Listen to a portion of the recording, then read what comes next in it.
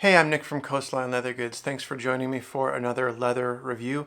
Today we're going to be talking about Minerva Box leather, also known as Vachetta. Online it has quotes around it for whatever reason. So yeah, let's get into it. A little bit about this leather. This is a veg tan, full grain leather from Italy, and it is made at the Carlo Badalassi tannery. So let's talk about likes and dislikes. The first thing I really like about this leather, of course, is how it looks. It has this beautiful pebbled texture. The pebbled texture really reminds me a lot of the Dollaro leather. These both have a very similar look to them, but a very different feel. I'll get to that in just a moment. Another thing that I like about this leather is the color selection. They have a ton of gorgeous colors to choose from. This is perfect for really getting creative with your color selections. I am somebody that really likes to pair different colors together and go for two-tone pieces. So I love having a lot of unique colors at my disposal like that. Another thing that I really like about it is how it feels. It's very soft, very pliable, a lot easier to punch, a lot easier to work with than, like I said earlier, the Dollaro, which to look at these, they don't look that different, but to work with them and to feel them, they feel very, very different.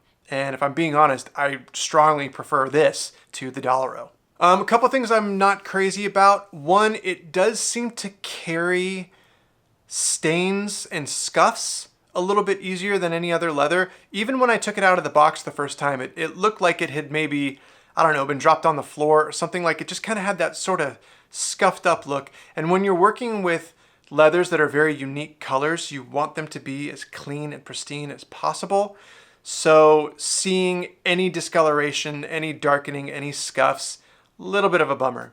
The sheen of this leather, it's a little bit duller than some. I will give the Dollaro the edge to the sheen and the shine. It does shine a bit more and seem a little bit more luxury. This one's a little bit more matted. It would be nice if it was a little glossier, but that's more of a subjective dislike. That's some people might like it a little bit more matted like that. Similar to the Dollaro, it's a little bit hard to edge bevel. Anytime you have an uneven surface, it's a little tricky to edge bevel. The smoother leathers, you can really get that edge beveler to glide across that edge, but with these textured ones, it's just a little bit trickier. It's just part of working with a textured leather. That's about it as far as dislikes. This is still a fairly new leather. To me, I just started working with it a couple months ago. I love this leather. I can already foresee a few new items that I'm going to be making specifically with this leather. I have a women's wallet that I want to work on, a clutch I want to work on. For me, for whatever reason, it really lends itself to the more feminine products. I think because a lot of the colors are a little bit more pastel and just feel like they're more suited for that. And also just the feel of it. I feel like I can actually, for a women's wallet or a clutch, I can get 4, 5, 6 layers together with all of those pockets and zip pouches and everything. I feel like I can punch through those layers a lot easier with this leather than I could for like a Dollaro, which is a lot of bit tougher to punch through.